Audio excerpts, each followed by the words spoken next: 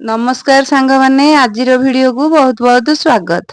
आज आपण मानकु गोटे नुआ रेसिपी देखौछि। जदि आपण मानकु ए रेसिपीटी भल लागिवो ताहले आपण माने लाइक करिवे, कमेंट बॉक्स रे जणैबे, सब्सक्राइब करिया को भूलिबेनी। गोटे जगह रे पियाज काटी रखिली, टमाटो काटी रखिली, अदा रसुण पेस्ट रखिली, मसला सामग्री जहा जहा लागिवो ताकू सब सजाड़ी रखिली। सेथिरे अल्प धनिया पत्र भी काटी रखिली। एही रेसिपीटी चुली रे कले अधिक टेस्ट लगे, सेथिपाई मु चुली रे एही रेसिपीटी तयारी करूछि। प्रथमे चुली रे करेईटी बसई, करेईटी तातिला पर्यंत अपेक्षा कली। तापरे सोरिष तेल पकेइली। आपण मान चाहिले भी रिफाइन तेल रे करि परिबे।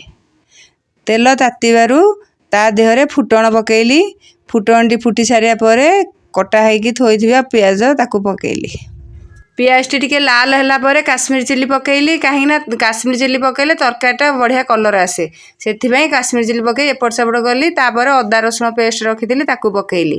ताकू एपट सेपट करि सारला परे स्वाद अनुसार लूण पकेइली। तापर रखिथिबा सब मसला गुंड पकेइबी, धनिया पाउडर, जीरा पाउडर, गरम मसला, चिकेन मसला, लंका गुंड, हळदी गुंड। तापर भलो भाबे गोळेई देली। तापर काटी रखिथिबा टमाटो को ता देहरे पकेइकी आउ थरे गोळेइली। एथर मसला रेडी हेई गला। धोई रखिथिबा चिकेन को आनी पकेई भलो भाबे ताको गोळेइली। गोळेइकी ढाकुण देई घोड़ेइली। चिकेन को भलो भाबे एपट सेपट गोळेइबा जेमिति मसला सब ठीक ठाक लागिवो। तापर ढाकुण देई घोड़ेइबा। मझिरे मझिरे ढाकुणटी काढुथिबा, टिके गोळेई पुणी ढाकुणटी दउथिबा। एंदी किछि समय पर देखिबा चिकेन टी एते भलो भाबे सिझी जाईची। तापरे चिकेन को भलो भाबे कसी हे सारला परे रखिथिया मसला पानी की ढाळीबा। जेतिकी दरकार पानी सेतिकी देई भलो भाबे ताको गोळेई ढाकुंडी घोड़ेई दबा। जेतेबेले देखिबा तरकारी हेई आसलानी, गरम मसला गुंड ता ऊपर टिके छिंचिबा। ताको एपट सेपट करी काटी रखिथिया धनिया पत्र को पकेइबा। तापरे तरकारी को ओल्हेबा।